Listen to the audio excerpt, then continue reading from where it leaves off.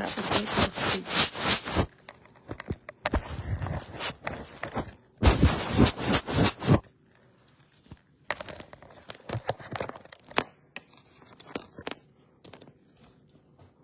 All right, y'all. Happy Friday. Happy Friday, everybody. Sheba, the Net, Tabitha, Nazarene, the Sing, Dreadful Cosmo, Peace, Love, Lights, and Balance. All right, y'all. It's Friday. It is November the 18th, 2022. Day 265 of year 4 of reading through the books of the law and the prophets and of the 4-year consecutive day counts. Day 1285. Today, we back in the book of Sathantes. I think we're going to finish it up today. We're going to pick up on page 33, chapter 20. And then after we get done here, we're going to hop right over to the field guide to the spirit world. Pick up on page 88 in chapter 4, entitled Soul Murder. Lavon, blessings, Hannah, Grand Rising. That's Sarai Yahoo 777, Grand Rising. And everybody else here hanging out in the background. Top of the morning to you. Set apart, Ema. Hey, girl, hey. All right, y'all. So let's see. Oh, the morning adoration and the ending the starting and the ending adoration is almost the same, but just a little bit different. So, Father, we thank you for the womb, because without it, we would not be born. All right. Chapter 20, page 33, or chapter XX if you have the electronic copy and you can only see the Roman numerals, right? I wrote all the English numbers beside them, or shall I say Latin numbers. All right, y'all. Chapter 20, page 33. Ajin stepped down and stood at the foot of the throne. Masters of the inner temple gathered about the star and unrolled a carpet, reaching across the threshold, and the two goddesses stepped forth. Remember, this is Tizii and Unzi. And the two goddesses stepped forth from the crystal cushion within the star and glided as if on a ray of light up to the judgment seat of Jehovah. Meanwhile, the musicians, a million of voices, chanted, "Glory, glory to Jehovah, creator of worlds, whose place magnificence is and counterpart to endless time. The all, whose great existence surpasseth the grandest thoughts of men and gods, whose worlds and splendor are the scrolls on which his hands write with the souls of mortals his almighty will and boundless love." That is amazing. Let me read that again. The all, whose great existence surpasses the grandest thoughts of men and gods, whose worlds and splendor are the scrolls on which his hands write with the souls of mortals his almighty will and boundless love. And now did spread out and round about the wheels of the great ship of fire, and all the millions of hosts, men and women, archangels and gods and goddesses, formed a mighty amphitheater, in which Moab, with his 33 million brides and bridegrooms of Jehovah, occupied the arena, themselves arrayed in white, but differently from the redeeming hosts from the Etherian worlds. In time to the music, without a word of command, moved the hosts as one person moveth. They in unison moved, and each as a shining crystal in the place allotted, and void in nothing, and all so perfect, as if Jehovah had made each a special work of wonder to inspire men with reverence for the talents he had created withal. In the same time, the hosts were forming in place. So was the time of the music, and when the music ceased, all was still. The throne was in the east, facing the west. The hosts of Moab, who were the brides and bridegrooms of Jehovah, occupied the lower plain, and the Etherians surrounded them on all sides, raising higher and higher in the distance. God and Haja met the goddesses at the foot of the throne. God knew Onzi hundreds of years before in other worlds, and he remembered Etizai, who had crowned him 200 years ago. So also did Haja know Etizai and Onzi. When they met, they all saluted by touching the right hands, and immediately the goddesses ascended to the center of the throne, and God went on the right and Haja on the left. Etizai and Onzi looked hopefully on the brides and bridegrooms, but were passive. Presently, the voice of Jehovah spake out of the light of the throne, saying, Soul of my soul, substance of my substance, created I man. Out of my corporal self clothe I him with flesh and blood and bones. Man's spirit I gave out of my own spirit, ever present, and I quickened him to move on the face of the earth.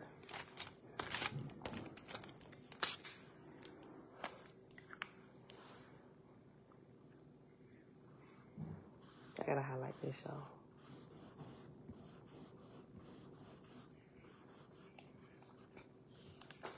God and the brides and bridegrooms responded, being quickened by the all light.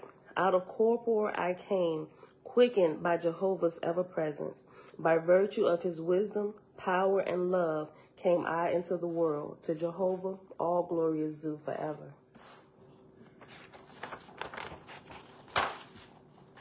Verse 9, page 34. Again Jehovah spake, saying, A time I allotted to man to grow, to attain wisdom, power, and love, a time to rejoice and a time of sorrow, a time to beget offspring and know a father's care and love and likeness of me. To him gave I attributes of my attributes, that man might know me and my love. Response. By the bondage of my love to my begotten, do I know my Father liveth and reigneth, and will watch over me forever.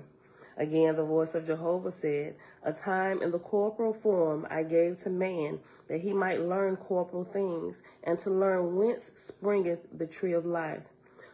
From no self-existence of his own made I man, but from myself. And in the place I quickened him into life, I bound him for a season. But when man hath filled his corporal life, I provide death to deliver him into a new world.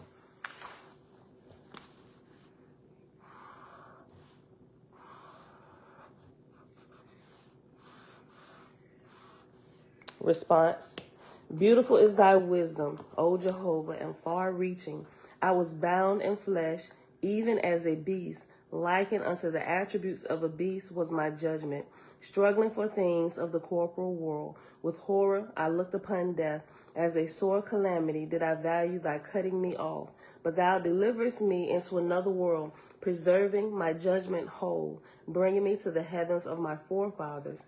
Then Jehovah said, In no time brought I man newborn into the world, without a mother and a nurse and rich nourishment to feed him withal. Yea, I gave him angels to inspire him and lift him up, and I provided a Lord of the earth to manage his kingdoms and nations, and God in heaven with a throne and judgment seat, that man in the angel world, should be provided and wisely instructed in soul to comprehend the glory and harmony of my worlds. Let me read that again. That's good. Tikva, Jamia, Anita. Hey, girls. Hey. Let me go back up. Verse 13. Then Jehovah said, In no time brought I man newborn into the world, without a mother and a nurse and rich nourishment to feed him withal. Yea, I gave him angels to inspire him and lift him up, and I provided a Lord of the earth to manage his kingdoms and nations, and a God in heaven with a throne and judgment seat, that man in the angel world should be provided and wisely instructed in soul to comprehend the glory and harmony of my worlds. Response. Bountiful, O my Father above, from nothing that I knew of, thou broughtest me into conscious being, and in my helpless days fed me with rich nourishment. Thou gavest me rulers and examples of government on the earth to discipline my soul to the order of men. And when I was born in heaven, I found God on this throne and I found God on his throne and a well-ordered haven of rest, with willing angels to clothe me and feed me and teach me the ways of thy kingdoms in thy firmament. I kid you not, I did not look ahead. I know we read through this, but ain't no way I could have remembered this when I thought of my adoration for beginning and ending today. And it's talking about being born into this world through our mother's womb and being born into the next world. Yeah, this is amazing. Well, my camera still looks blurry over here on Facebook. You can see, but it looks weird from my end. Okay. Verse 15, page 34. Again, Jehovah said, when man hath fulfilled his time in the lower heaven, I prepare him by ample teachers for a higher resurrection. As brides and bridegrooms, my hosts adorn them, and I come in a sea of fire. First was man wedded to the earth, by me solemnized, and without man's knowledge. Then to the lower heaven was he wed, laboring with spirits and mortals. The voice departed, and now Oahspe spoke, saying, behold, the brides and bridegrooms of Jehovah. When they were young, they were wed first to the earth, and then to the lower heaven without their wills. Now they stand before the throne of God.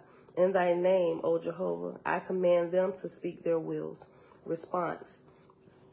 I put away myself for thee, O Jehovah. Make me one with thee. I put away the earth for thy kingdom's sake, O Jehovah. Make me one with thee. I put away thy Lord and thy God, O Jehovah, for the sake of thee. Thy Lord and thy God raised me up and made me strong. But lo, the small spark of thyself within my soul hath grown to be a giant, bowing to none but thee, O Jehovah.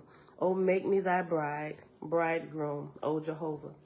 Oahspe said, the lame and the weak shall have a crutch, but the glory of the Father is to see his brides and bridegrooms walk alone. Whoever to Jehovah is wed shall never more to this man, nor that man, nor woman, nor lord, nor God, nor any or person or thing for self's sake say help. Let me read that again. Verse 18. Oahspe said, the lame and the weak shall have a crutch, but the glory of the Father is to see his brides and bridegrooms walk alone. Whoever to Jehovah is wed shall never more to this man, nor that man, nor woman, nor lord, nor God, nor to any person or thing for self's sake say help. Response. God and the Lord were my saviors. Without them, I had never known the exalted heavens, O Jehovah. Thy spirit calleth me forever upward. Thy Lord and thy God taught me to look upward. Yea, they prayed for me. Now I am strong before thee, O Jehovah. Henceforth will I pray to thee only, but never for my own benefit, nor for glory, nor for ease, nor for rest, nor for exaltation, but that I may be quick and strong and wise to do thy will forever. Oahspe said, brides and bridegrooms of Jehovah, all hail, all hail. Response, voice of Jehovah, all hail, all hail. Oahspe said, to Jehovah and his everlasting kingdoms are ye wed forever. Response, to thee, O Jehovah, am I wed forever. Oahspe said, to be one with him forever. Response, to be one with Jehovah forever. The voice of Jehovah said, they shall judge from my judgment seat. In them shall my wisdom shine, for they are mine forever. Response, to consider thee first in all things, O Jehovah, shall I henceforth forever. The voice said, behold, I have woven a crown for them, adorned them for my sake. Response, I will have no crown, save that which is woven by thee, O Jehovah. For thy sake will I wear thy crown forever. The voice said, behold, they that were my sons and daughters have become my brides and bridegrooms. They are mine forever. Response, I am Jehovah's forever. Onzi said, pass before the throne, O my beloved.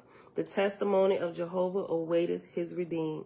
Ye shall dwell in the emancipated kingdoms forever. And now the host of brides and bridegrooms passed singly before the throne of God. The whole 33 million passed. And the Esenars chanted a hymn of glory. And there came down from the firmament above mists of yellow, blue, and red. And the mist fell into the archangel's hands, who stood about the throne, and by them was converted into crowns, the which were placed on the heads of the brides and bridegrooms. And on the crowns were the words, in Wan, W-A-N, and Wan brought forth, delivered, and Hanshi. As the host passed in front of the throne, Onzi said, by that which springeth out of the earth is the atmospherian fed and clothed, but the Etherian draweth from the Etherian worlds. Behold, the crowns of the earth and of the lower heaven are but symbols of power, wisdom, and love.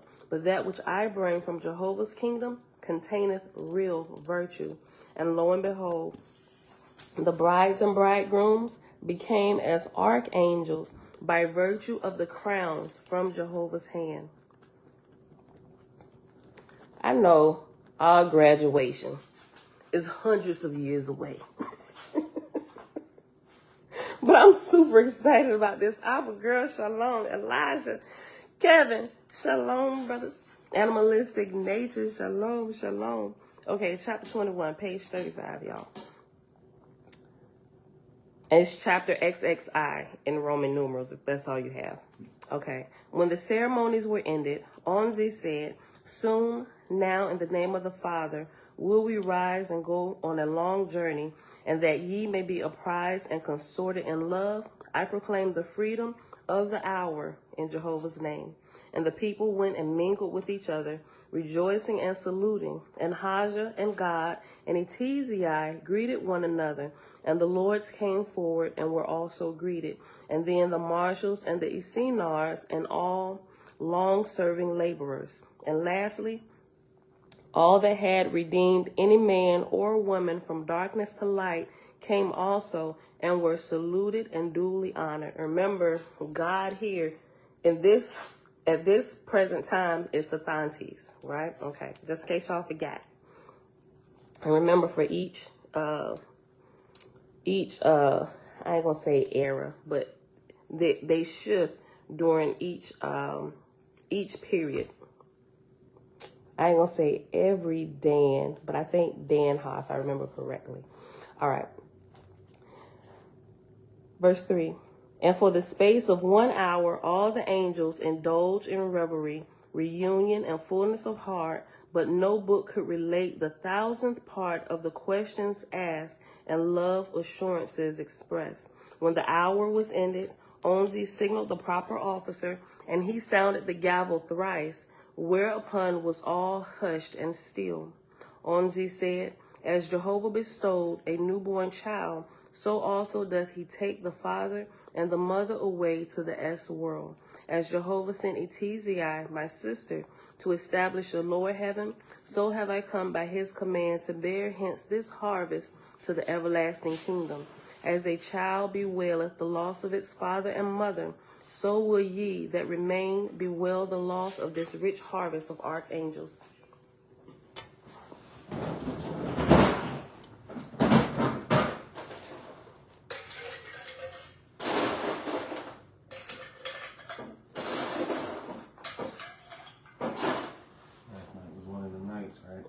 I seen you come around the corner. I'm like, oh yeah, when Jeremiah was talking to you, I seen you coming back in the house about midnight. I was like, yeah, go ahead, son. man, I was fighting it, boy. I was bad. I seen you. Yeah, man, I'm gonna go fill your water bottle up. Yeah, when I seen you walking back in the house with that orange bottle, I'm like, yeah, he got up and went. That's just a giggle. All right. Love you too, son. All right.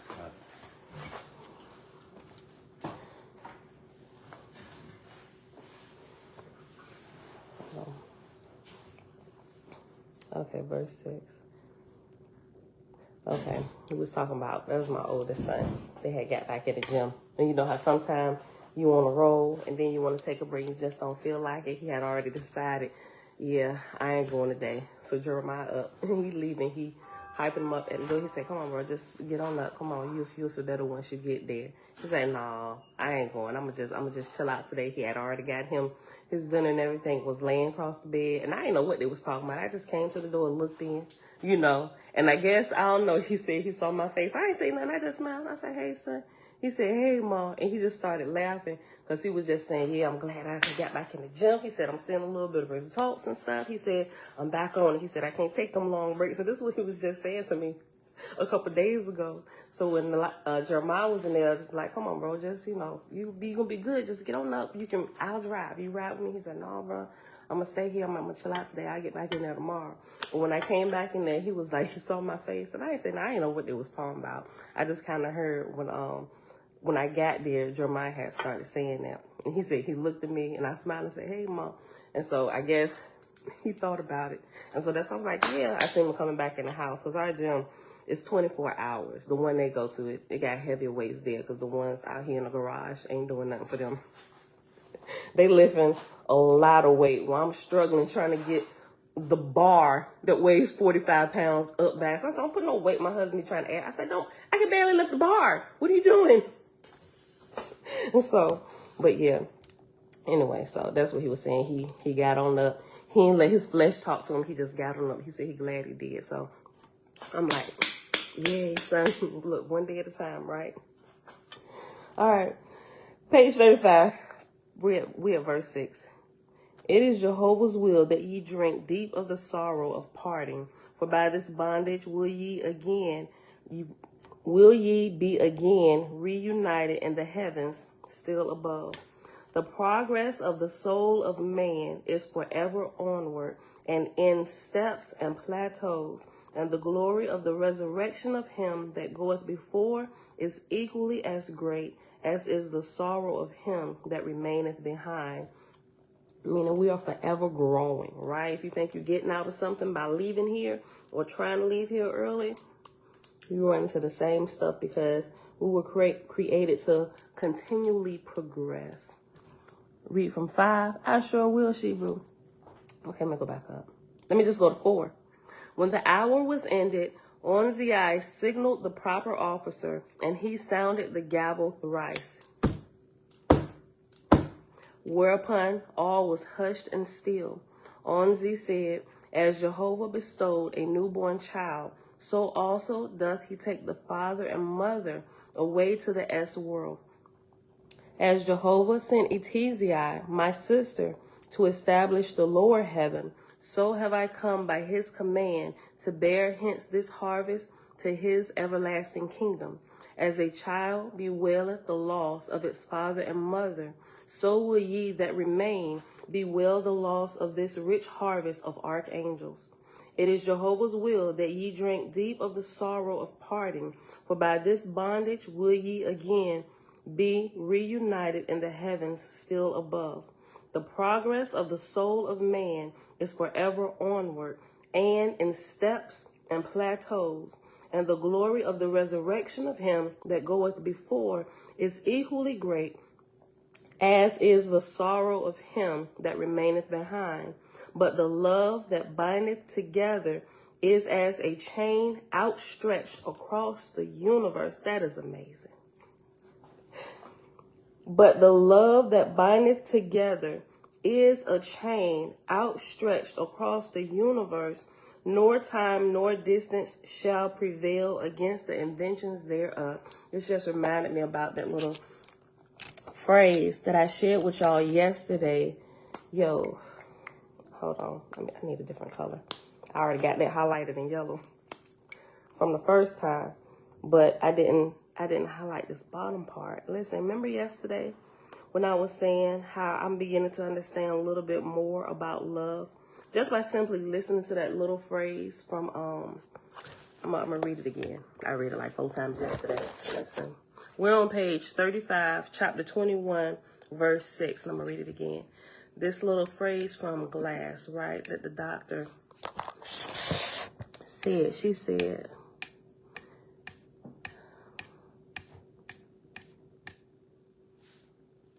The power of true, loving physical affection is like something supernatural. It's the lack of it that caused this, and only the true version of it can heal it. Referring to the guy with the multiple personality disorders, right? He got that way because of the abuse and the love that his mother didn't give to him. And in order to heal that malady or that disorder, not just him, but anybody, it's the absolute opposite, right? It's only the true version of it, the true version of love that can heal it, right? Remember how I was saying to y'all yesterday, and as I was looking at the common thread, going through chapter 221. Oh, you added an extra 2, Shebrew. I'm like, 220, am I off? No, it's chapter 21, Book of Sathantes, page 35 if you got Big Blue. Chapter 22, yeah, verse 5. Yeah, it's the true version of love that can heal it. And I thought of another example yesterday that I wish I would have said yesterday. But now that we're talking about it again, it's come back up. You know how, okay, so remember I showed a picture with the girl touching the guy who was demon possessed, Kevin and Casey, right? So you notice when she touched him, it calmed down the beast and it actually brought the native spirit Kevin forth, right? If you are married, it doesn't even have to be if you're married, but I've seen it a lot simply because I'm married and I've tested it. This is something that I learned, and I thought, well, we didn't keep this counselor for long, but we learned, so at least I learned something from him. I'll say we learned because the next time I remembered it and I put it into place. You know, that was probably about the only thing that we took from that counseling session in the early 2000s from this one. It was a real marriage counselor, the office that we had went to.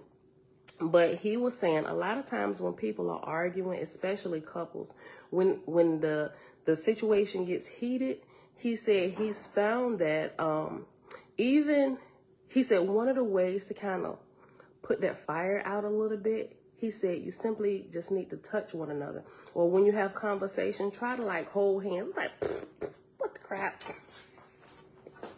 Probably didn't say what the crap at that time. I'm like, what do you mean? First of all, we arguing. Don't touch me.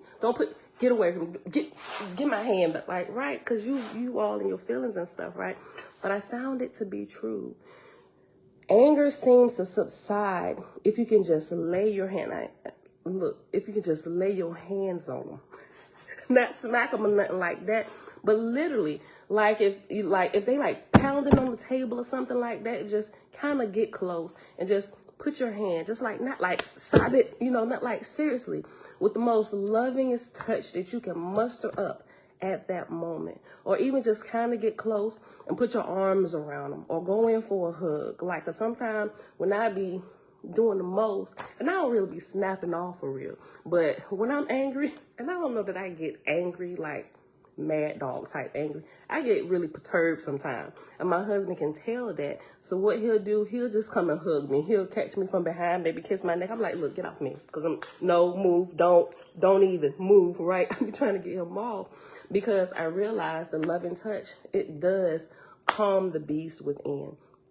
Until you can, like, even if you can't really talk through the problem, a loving touch will calm the beast within, right? And the same thing with children. When you're talking to them, instead of just hollering at them, just kind of grab them close. Listen, baby, even if they did something wrong, you need to adjust your tone. Or if they're hollering, screaming, same thing. We can see this everywhere. It's just these little small things, right? Yeah, it does. Dana, hey, girl, hey. Look, it does. She said it does the same things with kids having tantrums. It really does. There's something about touch. And that was like a little, like I said, that was like a little nugget that we learned from this counseling. We just kind of been implementing it without, like connecting the pieces of love and all that stuff. But they are little pieces that we picked up along the way. That's just kind of helped us, right? Especially, and it's a lot of times where we don't, first of all, we arguing, and then by the time we get done arguing, we don't even know what we arguing about, right? We just going on just because we arguing, and we need to see this thing to the end. And then about that time, we realized whatever it was foolish, and we end up laughing. I'm sorry, we end up touching, hugging, kissing, whatever anyway, you know. But seriously, it said right here, at the end of verse 6, the last sentence in verse 6, it says, but the love that bindeth together is as a chain outstretched across the universe, nor time nor distance shall prevail against the inventions thereof. And like I mentioned yesterday, sometimes we can't see into the S world, into the spirit world on how this love really changes, which is why a lot of times it's like, and now I can kind of understand that, you know, like turn and give your other cheek as well, right? You know, Jesus said if whatever, you get slapped on the right cheek, give him your left cheek too. I'm like, wait, first of all, no, absolutely not. We're gonna be fighting, right? So going through all of this, mom, shalom, and now, like I said, I'm understanding a little bit more, because over here, if you don't understand the spiritual portion on how love literally it flows through all levels of life, not just here in the physical world, but it continues on.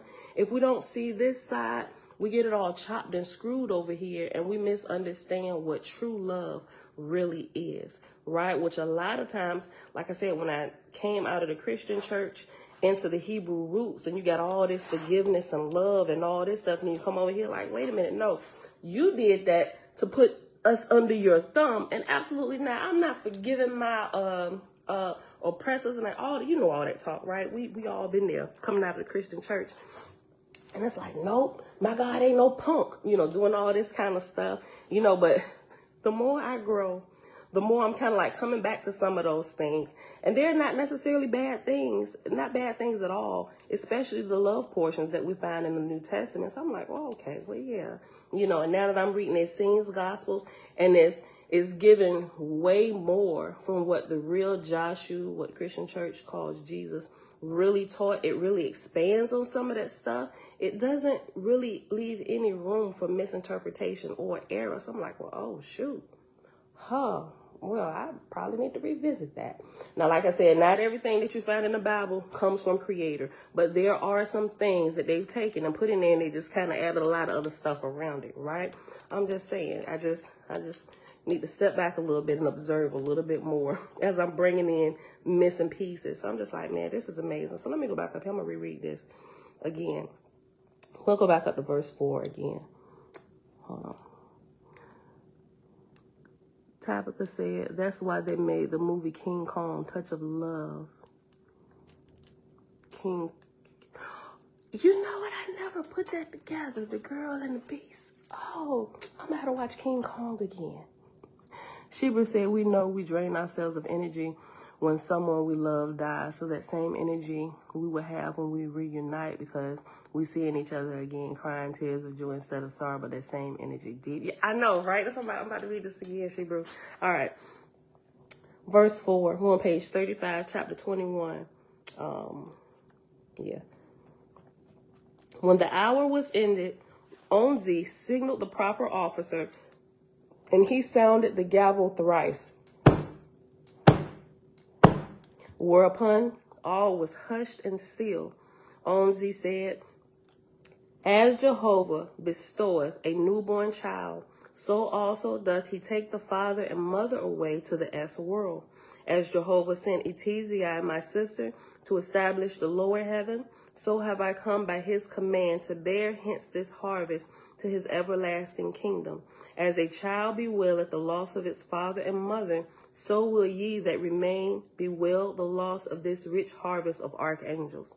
It is Jehovah's will that ye drink deep of the sorrow of parting, for by this bondage will ye be again reunited in the heavens still above. The progress of the soul of man is forever onward, and in steps and plateaus, and the glory of the resurrection of him that goeth before is equally great, as is the sorrow of him that remaineth behind. But the love that bindeth together is as a chain outstretched across the universe, nor time nor distance shall prevail against the inventions thereof. Swift messengers, well trained to course the vault of heaven, will pass between you, carrying the tidings of your soul's delight. And as Jehovah giveth summer to follow winter, and the winter the summer, so also shall the time come again and again forever, in which ye shall mingle and part, again labor together, but in broader fields, and again part for a season. And back down towards the middle of that verse where it says, so also shall the time come again. After come is reference number 12, and 12 at the bottom says, shall the time come again, and come is in square brackets. Okay, go back up to verse 8. Yahweh Shalom. Miss Amazing Wonders. Hey girl, hey. Behold, the wisdom of Jehovah in placing far apart the places of the souls of men, for all things abiding near together equalize themselves. Let me read that again. Behold, the wisdom of Jehovah in placing far apart the places of the souls of men, for all things abiding near together equalize themselves. Even as there is glory in a new birth, so is there glory in death. As there is sorrow in death, so is there joy in resurrection. The time is now come when these that ye see shall not see for ye. Hold on. The time is now come when these that ye see, ye shall not see for a long season, but ye shall rejoice in this hour of parting, for they rise as brides and bridegrooms to Jehovah. The Essenars sang an anthem of praise, in which all the hosts united, and great was the glory thereof. And now Onzi arose, saying, Jehovah, almighty and everlasting, holy, holy, creator, ruler and giver forth. Look upon this thy son Hajah, O Father, in thy name, and by virtue of thy power in me vested, do I perpetuate and crown him God of heaven and earth. Hajah, now God said, thy will be done, O Jehovah. Then Onzi turned to the 5 chief lords of the 5 divisions of the earth, and bestowed them in like manner. And Onzi stretched forth her hand, saying, give me a crown, O Jehovah, for thy son, God of heaven and earth. And there descended Ethereal substance into her hand, and she raised it up, and lo, it became a crown of great beauty, and she put it on God's, Hajah's head. Then in like manner did she crown the lords of the earth. So Sathantes is no longer ruling God. It's now Hajah, the one who stood in proxy for him as vice president or vice God, while he went traveling for that next year, right? And this is the one whom we know today as Jah. Onzi stretched forth her hand, verse 12, I'll read again. And Onzi stretched forth her hand, saying, give me a crown, O Jehovah, for thy son, God of heaven and earth. And there descended Ethereal substance into her hand, and she raised it up, and lo, it became a crown of great beauty, and she put it on God's, Hajah's head. Then in like manner did she crown the lords of the earth. And Etizai and Onzi came down and sat at the foot of the throne. God, that had been Hajah, came down, and Waga and Jude with him. And stretching forth their hands, they said to Etizai, Onzi, and Sathantes, the retiring God, arise, O goddess. Arise, they said it at the same time. Arise, arise, O goddess. Arise, O goddess. Arise, O God. Talking about Onzi, Etizai, and Sathantes. And they said, and go thy way. And they rose up and marched forth. The proper officers had already prepared the ship for its Ethereal journey. And soon as Etizai and Onzi had entered the central star, all the people that were to ascend went into the places assigned to them. God, that had been Hajah, and the lords returned in tears to the throne. And now the plateau of everlasting light began to ascend. Music sprang from every side, glorifying Jehovah and the magnificence of his bountiful worlds. Imagine this graduation, y'all. Listen. Okay. And those of the lower heavens were as the echo of the music above, and the light of the ascending ship of fire made all else as a shadow. But higher and higher it arose in the form of a crescent, slowly turning on its upward right axis, turning and rising higher and higher, and the music faded away in the distance. In a little while, the meteor-like ascending ship of heaven looked like a star, till farther and farther off it disappeared in the distance. Thus ascended to the emancipated heavens in Ethera, the first harvest of angels born on the earth. Last chapter, no, I'm sorry. We got 2 more chapters. Chapter 22 and 23. Chapter 22 is only 8 verses. Oh my gosh, we have 41 minutes. I'm looking up. Let me look and see if we reached the 30-minute mark yet. I'm going to finish it, right? I'm going to just finish it this Friday. And I got to go somewhere, but it's not until like 9 o'clock. So we're going to keep going. All right. Page 36. But if y'all got to go to work, go ahead. Don't be late because of me, right? Jamil, hold your applause to the end. All right. Chapter 22, page 36. God said, "Arise, O lords of my realm, and go to the kingdoms of the earth, which ye receive from Jehovah's hands, and may his wisdom, love, and power be with you all." And the lords departed, they and their attendants, and went to their kingdoms over mortals. And this was the beginning of the second dispensation of the first cycle of the Eopian. Eoptian. I'm gonna screw this word up. Eoptian. Eoptian. I'm gonna just, because I probably should know how to pronounce this. I really should, right? Hold on. Some words I won't look up, but some I really should know how to pronounce. Eoptian. Eoptian.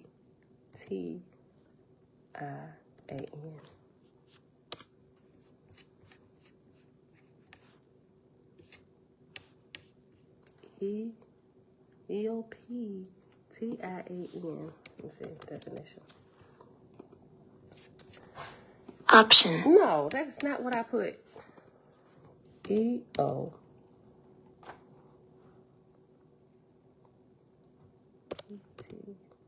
T-I-A-N.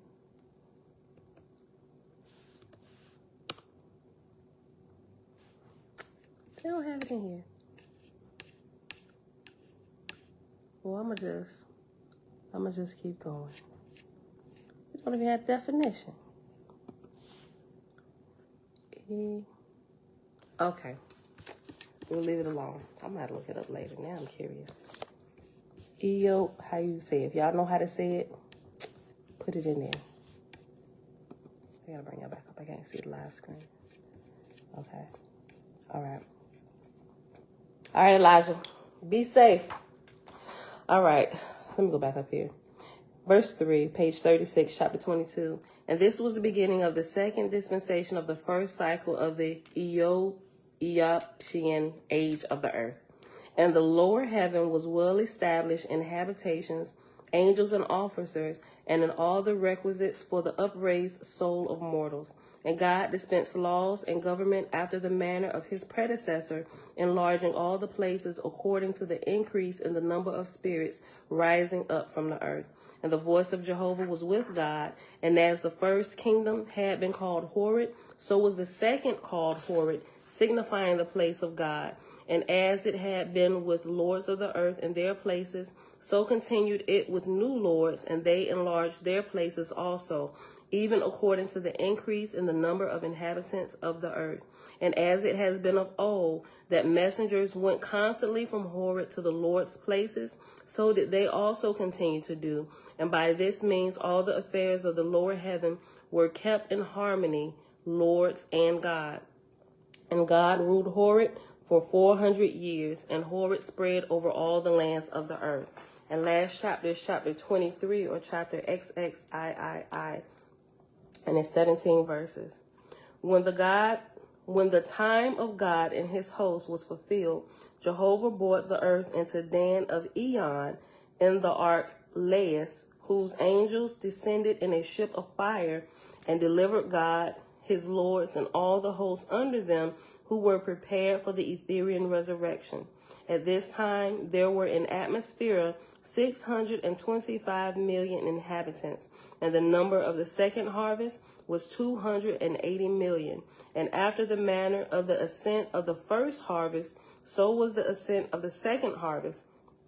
And the place of the landing of the second harvest in the firmament of heaven was Lais and Ben, and the grade of the harvest was 78, being 2 less than the grade of the first harvest. So the heavens of the earth passed into the care of succeeding gods and lords, who had been raised up, prepared therefore. And for the present there were no more Etherians dwelling in these regions. Jehovah had said, they that come out of the earth shall be sufficient unto themselves. As a mother provideth for her child, so do I provide for the spirit generations of a corporal world. But when they are mature in wisdom, strength, and love, I command them to take the places of lords and gods in the management of my kingdoms. And so it came to pass after the ascent of the Etherians, the whole earth and its lower heavens were under the dominion of such as had sprung up out of the earth. Hence it became a saying, the first was Etherian rule, the second was Atmospherian rule, for the earth had lords who had been on no other world, and a God who had been on no other worlds. And it likewise came to pass that the Atmospherian rulers were more lenient and less tyrannical than their government had been the Etherians. Let me read the whole verse again. Verse 6.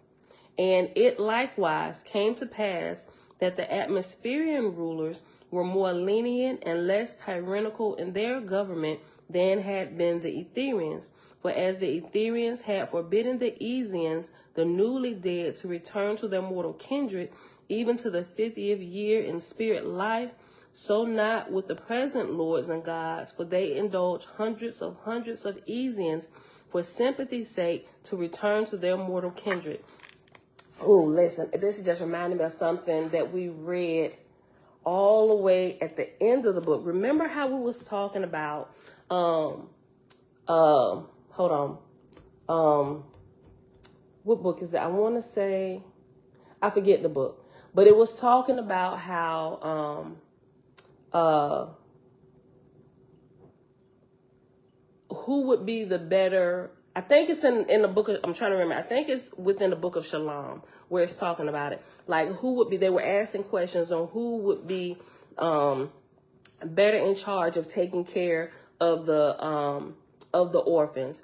Would it be someone that's already had children, right? Or somebody who's never had children? You know, before we read on, I gave my input. I'm like, well, clearly somebody who's already had kids because, you know, I got experience, right? I know how to treat my kids, making sure, how can somebody come in that don't have kids really have any kind of input? That was my thing. But lo and behold, and it's interesting because I think Jeremiah came down here. No, he didn't come down here. I mentioned him and I gave the analogy on how he's a lot harder on his brothers and sisters than what his father and what I am on them, at least in his mindset. He said, y'all too soft on them.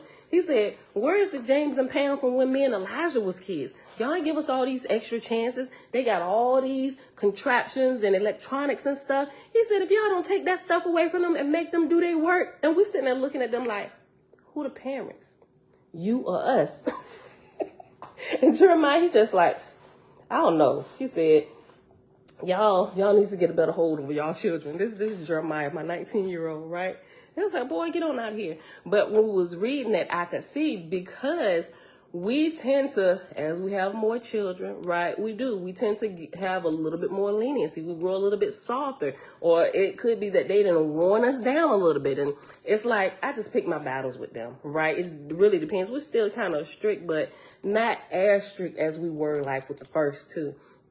And they see the difference, and Elijah be like, incredible. This is incredible. He said, we never get away. He said, you just let them have their toys down to the end of the day, and you just pick it up before they go to bed. He said, what was this reason in that when we were younger? Listen, hold on. Eoptian.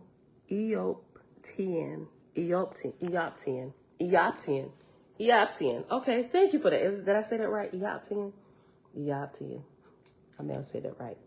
I think I did, by the way you spelled it out. Eoptian. Okay.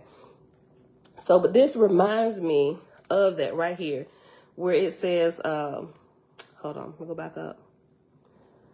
Verse 6, page 36. And it likewise came to pass that the Atmospherian rulers were more lenient and less tyrannical in their government than had been the Etherians. For as the Etherians had forbidden the Ezians, the newly dead, to return to their mortal kindred, even to the 50th year, 50, even to the 50th year in spirit life, so not so with the present lords and gods, for they indulge hundreds of thousands of Ezians for sympathy's sake to return to their mortal kindred. Yeah, right? You know, so I can kind of see that, and just thinking about things that happen in my house and how we relate and discipline, and just, you know, and sometimes the older ones think, well, we should move a whole lot faster than what we're doing. I'm just like, boy, calm down. You got all this energy and all this stuff. He said, like y'all did when y'all had us when y'all was younger. He said, find that same energy and express it here in this situation. I just be cracking up laughing. But he has a point, you know, so I'm just like, well, shoot, he got a point. All right, listen. For as the Etherians had forbidden the Ezians, the newly dead, to return to their mortal kindred, even to the 50th year in spirit life, so not so with the present lords and gods, for they indulge hundreds of thousands of Ezians for sympathy's sake to return to their mortal kindred. And these Ezians became not workers in heaven, either for others or for their own resurrection to higher regions, but they became idlers and vagabonds in the lower heaven, oft living with their mortal kindred till their mortal kindred died, and then in turn persuading such Ezians to do even as they did. Yeah. That's what's happening here. Clearly, even up until this generation of Cosmon, right? We can clearly tell, because family members done passed. I know some family members that's done passed, and they be coming to me like, bro, I know it ain't been 5 years. Why are you talking to me? Right? And we read about that, I think it's the book of Divinity, where they said for 5 years, at least 5 years, that they can't come back to talk to their mortal kindred. But I'm just like, yeah. So I'm looking at a lot of this stuff and some of my experiences, just to trying to understand everything.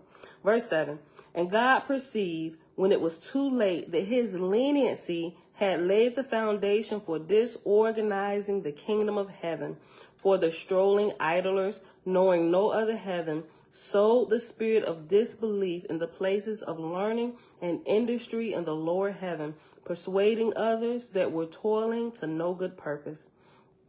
They said, behold, it was told us on earth there was a Jehovah, but we are in heaven, and yet we find him not. No, now do we know of a truth, there is no all person. Come then, let us seek ease and the rich viands that rise up out of the earth. A man liveth on the earth and dieth, and his spirit floateth around about, and there is no more of him. Why will ye serve the Lord? Why will ye serve God? Be ye free and live for yourselves instead of others. Thus it came to pass that little by little the lower heaven began to fall from its high estate. The third Dan was 600 years, and God and his lords, having provided successors, ascended with their harvest to Etheria, and the number thereof was 408 million brides and bridegrooms, and their grade was 66. Geez, that's a nice little gap, falling from the previous two graduated classes. They now at grade 66. and the number thereof was 408 million brides and bridegrooms, and their grade was 66. The fourth Dan was 500 years, and the harvest was 600 million brides and bridegrooms, and their grade was 58. Shoot, you got to be at least 50 to rise. The fifth Dan was 300 years, and the harvest was 200 million, and their grade was 50, which was the lowest grade capable of emancipation or capable of surviving in Ethera. And that's the lowest grade, because this is based on the grading scale is based on whether you serve yourself or whether you serve others. So if you get grade 50, that means you have served yourself and have served others. You're like an even balance right here, right? You should be teetering more on the higher side, but that's the lowest grade capable of rising to ethereal. Like you just made it, G, by the skin of your teeth, if there was such a thing, if teeth had skin. I'm just like, sheesh. The fifth Dan was 300 years, and the harvest was 200 million, and their grade was 50, which was the lowest grade capable of emancipation or capable of surviving in Ethera. And now darkness set in and covered all the earth around. And from this time until the end of the cycle, which was 3,000 years from the birth of man on earth, there were no more resurrections to the emancipated heavens. Sheesh.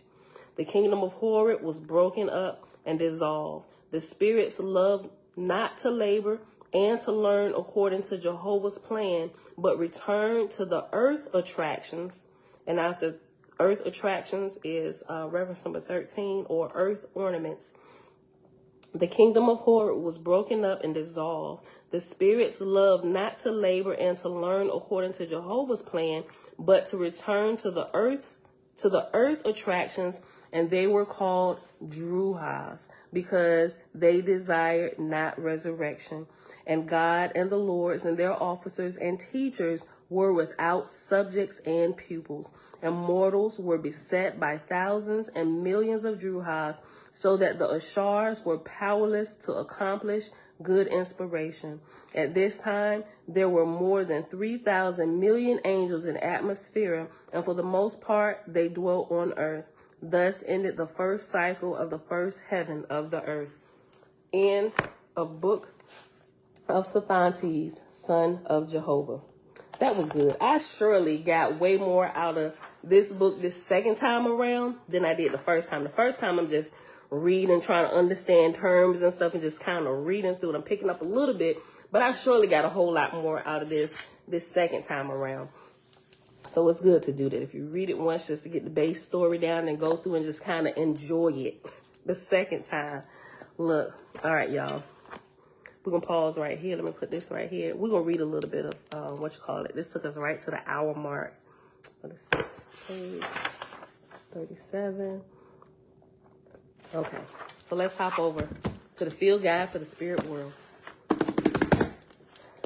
We paused on page 88 after some of these killers.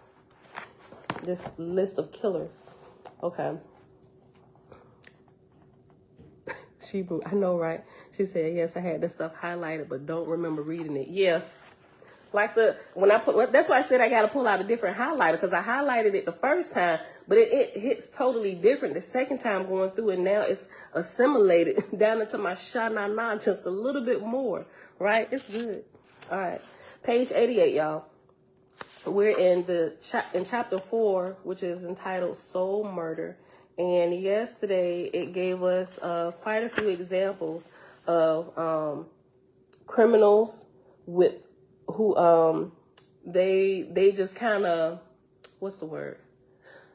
I ain't gonna say they didn't try to do any kind of fighting, but at this point they were just kind of following what the voices said in their head, right? It was like they were made to do it, and hence the title, The Devil Made Me Do It, yesterday, right? So a lot of them, they've fallen so low to now they're not even really trying to fight against the voices that they're hearing. It seems like they're being driven to do it, and it seems like they have no power to stop it. So if it said just take your car and run it off the bridge, that's what they do, you know. Speaking of that, my husband yesterday, he said, hey, you remember that guy that ran into all them people with his car? I said, yeah, and I believe it was, I could be wrong. I think it may have been during one of the Black Lives Matter marches or something. I could have it wrong. But remember that guy who took his car, and I want to say, I forget where it was. He ran into all those people. Quite a bit of people were hurt. But anyway, they sentenced him, I want to say yesterday, he said, babe, he said, guess how many years they gave this dude? I said, how many? He said they gave him 6 life sentences plus 700 years. I'm like, what? And y'all know a life sentence, you can outlive a life sentence. A life sentence is only 20 years, right? You can outlive 2 life sentences, which is 40 years. A parade, okay, it was a parade, okay. I know that's why I wasn't too sure. I didn't go back and look it up, but I vaguely remembered it when he brought it up. And some people rarely ever outlive 3 life sentences, right? So probably for each person that he hurt, there was a charge. So he got 6 life sentences, 20, 40, 60, 80, 100, 120. That's 120 years. Plus 700 years on top of that. That is 820 years. Maggie, you going into Hada still in bondage. You gonna finish serving out your time there, and they gonna see to it. Like, hold on, no, you still got about, hold on, because how old is he now? I'm not sure how old is he now, but he may not make it through the second life term. So he's still gonna have about 700 something years by the time he going to Hada. That's my thinking. I'm just saying. He gonna have to serve that time out. And all them people is gonna be waiting on him. He is, bro. He gonna be in jail in the afterlife. I mean, it's not funny, but I make jokes about everything. I'm sorry. I try not to be too ignorant. But I'm just saying, if you think about it, what we learning now, dude is literally, he's going into the afterlife still in jail. Like, yeah, it's crazy. Okay. Page 88. The element of overshadowing, moreover, is betrayed by the baffling lack of motive. It was done without a reason. Kapler's victims taken at random. His murderous acts were, quote, completely irrational, purposeless, and motiveless. He was incapable of controlling his conduct, end quote. Abloh, 1994, page 134. In any other place or time, this would be called possession. In fact, according to the guidelines laid out for priestly rites of exorcism, John Kapler exhibited unmistakable signs of demonic possession, voices, spells of unusually rapid speech, corporelia, which is, that's crazy because I just heard somebody scream on the TV. Cheesy Pete. Corporelia, and in parentheses it has screaming obscenities, and exaggerated grimacing, Abloh, 1994, page 59, 106, and 53. Concerning the latter, some have counted facial distortion as the first sign of possession. I concur. This, according to the psychiatrist M. Scott Peck, can only be, quote, described as satanic, an incredibly contemptuous grin of hostile malevolence, a ghastly expression blazing with hatred, end quote. Peck, 1983, page 184 and 188. Compare this to the grisly grimaces and, quote, crocodile smile, end quote, of Russia's Red Ripper, 53 kills, our own homegrown rapist, murderer, Joe Callinger, the shoemaker, whose face would become, quote, distorted by weird expressions, facial grimaces, end quote. Schreiber, 1984, page 90, 95, and page 371. Though old school Christians blame the devil himself for, quote, distorting the face into a strange demonic cast, end quote, Christianity 1961, page 70, the more modern exorcist recognizes this kind of grimacing as, quote, the ghastly paranormal expression, end quote. Peck, excuse me, Peck 2005, page 114 of A Possessing Entity. Whatever the automatisms that may erupt, it is their involuntary nature that interests us most. This is particularly relevant to the seemingly motiveless crime. Such cases remain unsolved to this extent. The motive is still in shadow. The unusual reasons are just not there. Jealousy, rage, revenge, greed, rivalry. Quote, the motive thing was a real head scratcher, end quote. Tim Cahill, Buried Dreams. I'm wondering what type of motive, if there was one, for this guy who ran over all these people in this parade, right? You know, I'm interested. I'll try and be following that for some time, because you know how after something like this happens, just like Jeffrey Dahmer, there is always somebody that comes and wants to talk to the killer to get into their mind just to figure out what in the world they was thinking. Like, I really want to see, like, if this particular guy was one of the ones that he just had this urge, like he had like no motive. It was just, you know, he just went out here and did it. But I'm sure even with that, there's something that's happened in this person's life that caused them to be open and susceptible to these type of voices, to where they found no control over themselves, where they actually had to carry something out like this, right?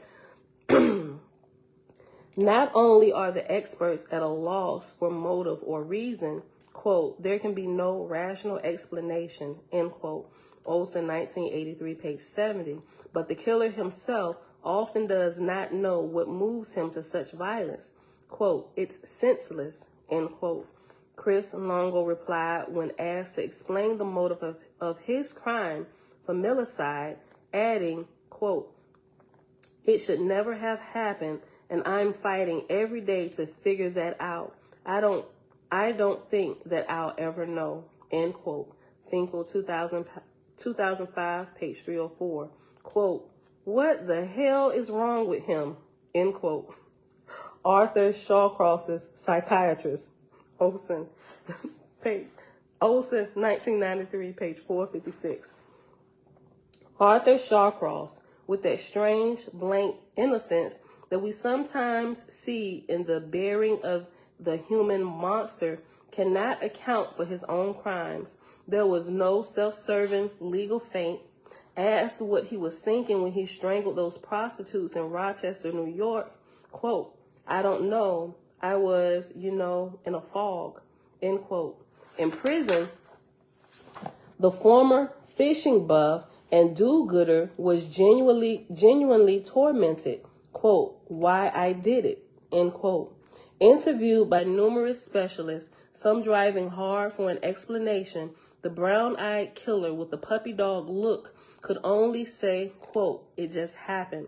I just lost control of everything around me, end quote. Olson, 1993, page 467 and page 484. Prince Yehuda, shalom. Key, hey girl, hey. BC, shalom, shalom. Quote, I had no reason to commit the murders, end quote. Robert Ressler quotes John Wayne Gacy. As far as Agent Ressler was concerned, quote, the emotional components of stranger murder seemed incomprehensible, beyond rational understanding, end quote. Ressler, 1997, page 46. Well then, if we can't find a rational cause, let's look for an irrational one. Where is the rule that says sociopaths act rationally? As one detective said, quote, you can't use logic to tell what happened. You can't use logic to tell you what these people are thinking, end quote. Barber, 2002, page 128. The perpetrator himself may be the most baffled of all. Let's take time to searchlight this. Okay, so it's giving us another list of different killers. Bobby Joe Long, quote, I could never kill anyone. Morrison, 2004, page 165 and page 168. He killed 8 people. Quote, I I killed a bunch of sluts and whores, and I don't even know why. End quote. Arthur Shawcross. I don't know. I'm thinking about putting it as the title. I don't know. That might be a bit much. I don't know. Let me think about this. You know, I got to have some kind of catchy title. It ain't clickbait because we actually talk about what the title says some point in time throughout the video. Look. Arthur Shawcross, quote, "How could anybody think I'd hurt a kid?" End quote. Arthur's first 2 kills were children. Ken Bianchi's author said, quote, "He couldn't figure out what he had done and why. I wouldn't let him remember." End quote. O'Brien, 1985, page 145. Richard Ivers, quote, "I don't know that I have done it." End quote. Archer, 1967, page 100. The I-5 killer, quote, "I'm not a violent person." End quote. Rule, 1988A, page 130.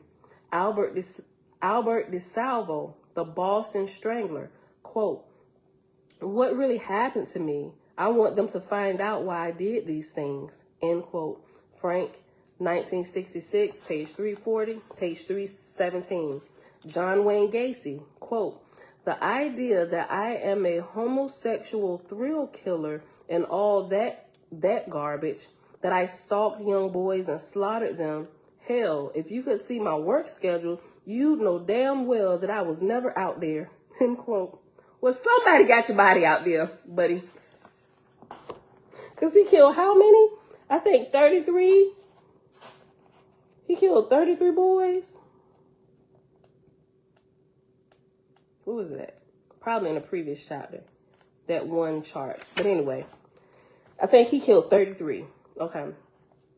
Sure, Gary was a workaholic, but he found the time, lost time, to kill 33 boys. Then, when the overwhelming evidence of their crimes is before them or flashbacks break through, the same murderers are at a loss to explain their acts. And it's going through some more. Bobby Joe Long, quote, "I couldn't stop myself," end quote. Vronsky, 2004, page 287. Shawcross, quote, "I don't know why I butchered her," end quote. Olson, 1993, page 484. DeSalvo, quote, "Why I done it, I don't really understand," end quote. Frank, 1966, page 283. Gacy, "Searching for a motive was like," quote, "looking into a fog, like working a jigsaw puzzle," end quote. T. Kyle Hill, 1987, page 174. Joe Rifkin, he had, quote, "no idea why he killed," end quote. Kerwin, 1997, page 65. Henry Lee Lucas, quote, "I don't know why I committed this crime," end quote. Cox, 1991, page 51. Solly, wife killer, quote, I know I did what I did, but I don't believe it. It makes no sense," end quote. Blinder, 1985, page 16. When you come right down to it, most of these senseless crimes are committed during lost time, right? Remember, they're in a sunken place, and half the time they don't remember. They call that lost time. So some people go into that sunken place. It could be Friday, and they may not wake up to next Thursday, and they can't tell you what's happened, but their body done been caught on cameras all up and down downtown, and you done traveled state lines and stuff. Like, what? Like, yeah, that's a lost time. You can't remember how you got to a place. You like lost days. That's considered lost time, right? That's a clear indication that there is another entity residing on the inside of your flesh vehicle, your body, right? Okay, Uncle JB, shalom, shalom. Look, do y'all think killing, cannibalism, comes the mixing of human races? I don't know. Do y'all think killing or cannibalism comes from mixing the human races?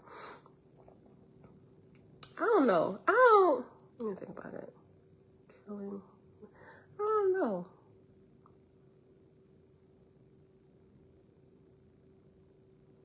I'm just thinking about a lot of different things that could possibly happen. I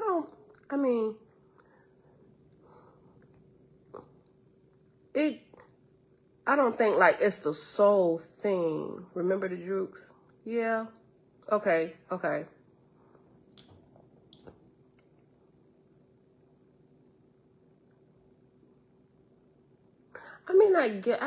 I guess.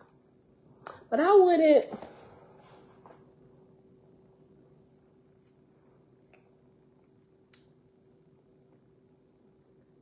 I don't know. That's a good question, because it's a lot of I don't know, if we go back that far, like we would have to go back far. It could. I don't see why not saying it's like the sole purpose, but I guess that could be. That's just like you hanging around with certain groups of people. Say if you have a good character, raised in a good family, it could mixing with the wrong type of environments, it may not, I don't know. A lot of things could cause this. Does it fall in there? Possibly, especially if you mix with some that are of the tyrannical nature, right? They just known to do bad stuff.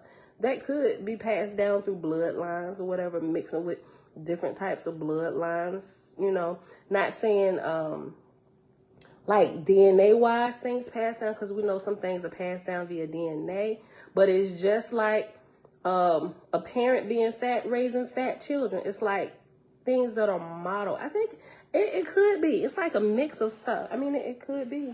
I don't know that's the cause, but it could be. Because where are these actions coming from, the origin? Well, I don't know. See, I really think it has more to do with the spiritual side. Not that we totally discount the flesh and nature as we reproduce, but a lot of things happen on the spiritual side that induce some things to happen here in the flesh. I don't know. But I think it has more to do with the spiritual side of things. That's what I believe. It really has more to do with the spiritual side of things and what people have opened themselves up to versus, actually reproducing with another race. I don't know. Yeah, spirits and grafting themselves onto people. Yeah, that's what I think it has more to do with, it could be a mix of both. I don't know. I'm not an expert. I'm just saying from my observation, I think it has more to do with what's happened in the spiritual realm, and what they're into and what they've been opened up to. Okay, let me see. On page 91, and we're going to pause probably like at the end of this.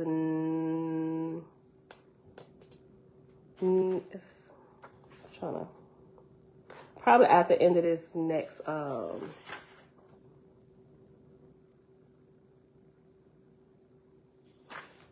I think that keeps going. We'll see. Hold on. I'm going to find a good place to stop where I can break. Okay. Page 91, middle of the page. When you come right down to it, most of these senseless crimes are committed during lost time, blanked out, a fog, no memory, even, quote, ordinary, end quote, crimes of passion are frequently committed in lost time.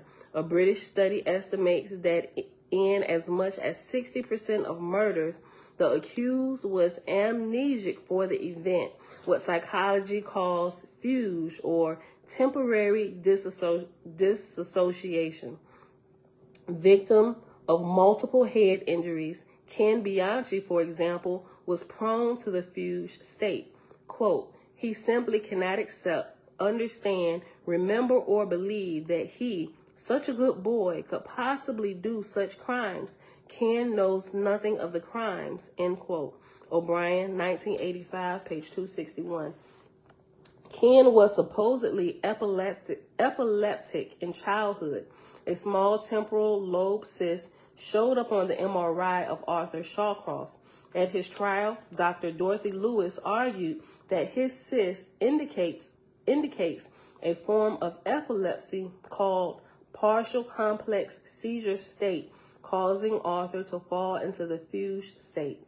Note that Gacy, Danny S., Ramirez, Bianchi, and others were all thought to be epileptic as children, but were their seizures really epilepsy, or did they fall into the void, the outer zone just beyond the physical?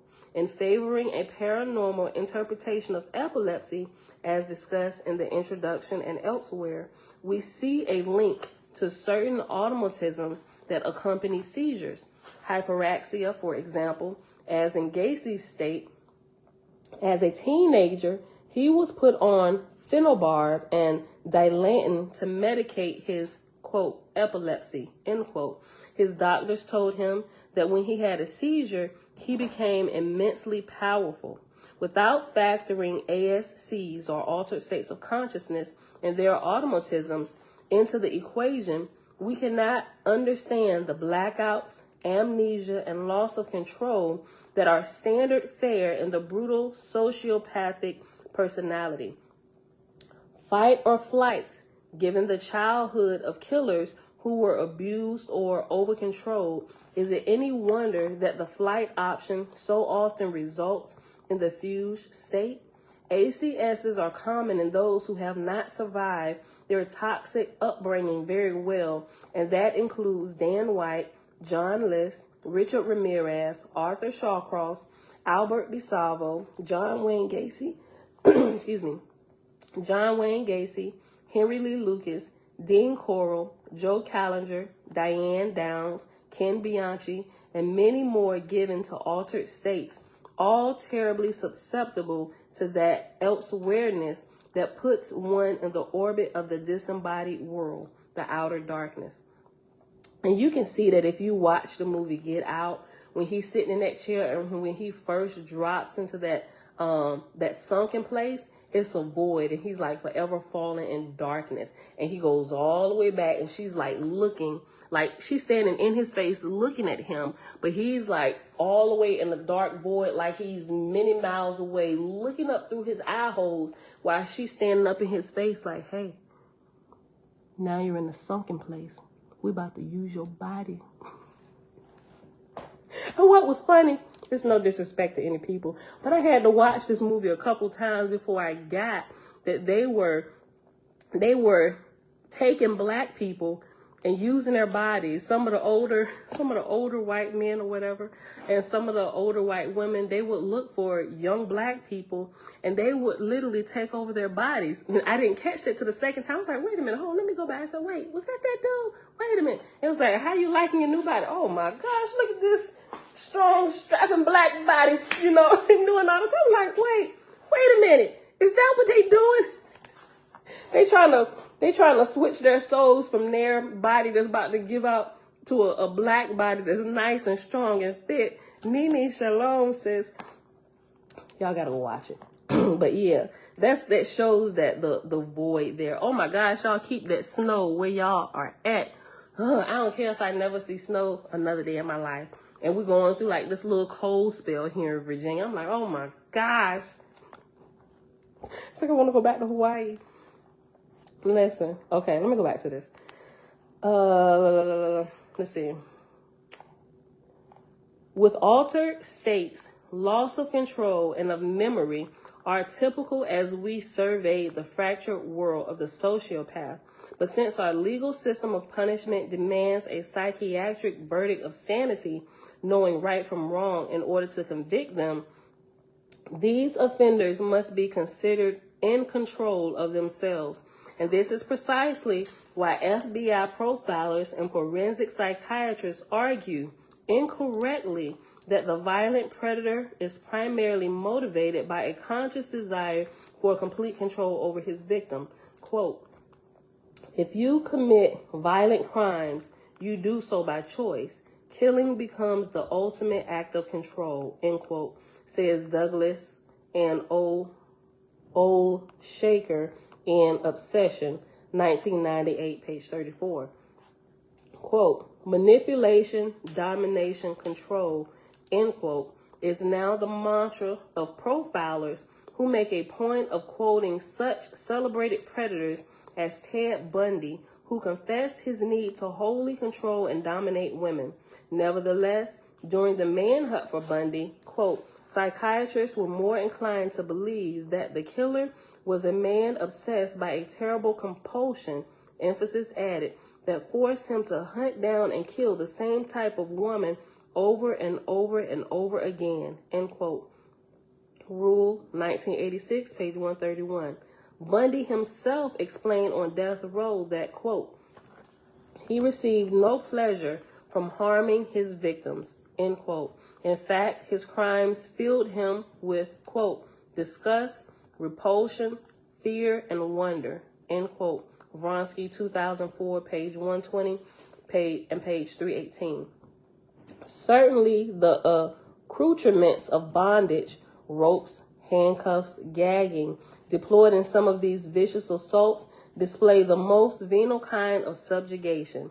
Granted, the quest for power and command seem to be foremost in all such crimes, but if we scratch the surface, it becomes clear that the so-called thrill, the passion for domination, quote, the godlike rush of power over another person, end quote, Markman and Bosco, 1989, page 44, is not really enjoyed. Rather, it comes unbidden. This is the nature of disassociative acts. Commenting on killer Richard Masek, Dr. Morrison notes, quote, Masek had very little internal self-control, end quote. 2004, page 34 through 35. Quote, for heaven's sake, catch me before I kill more. I cannot control myself.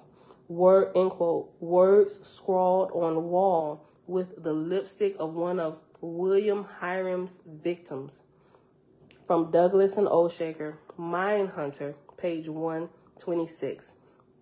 Quote, I kept praying someone would see the license plate number and call the police, end quote. Danny S. admitted after his crimes, which he described as, quote, feeling myself losing control. It was something else taking over control of my body.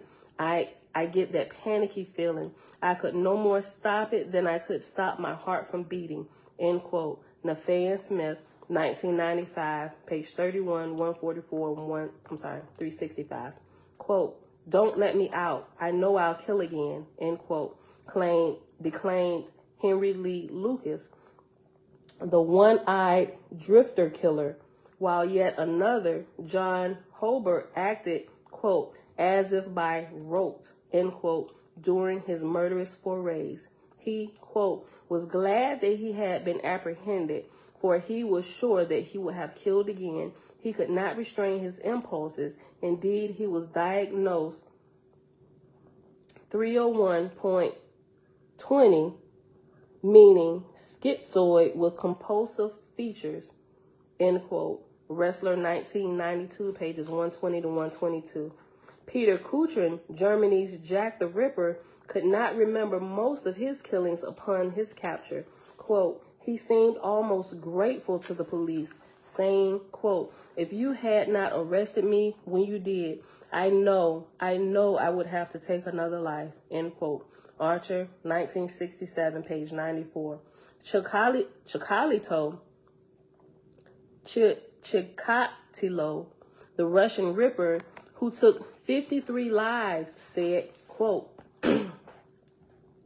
everything I have done makes me tremble. I feel only gratitude that they captured me, end quote.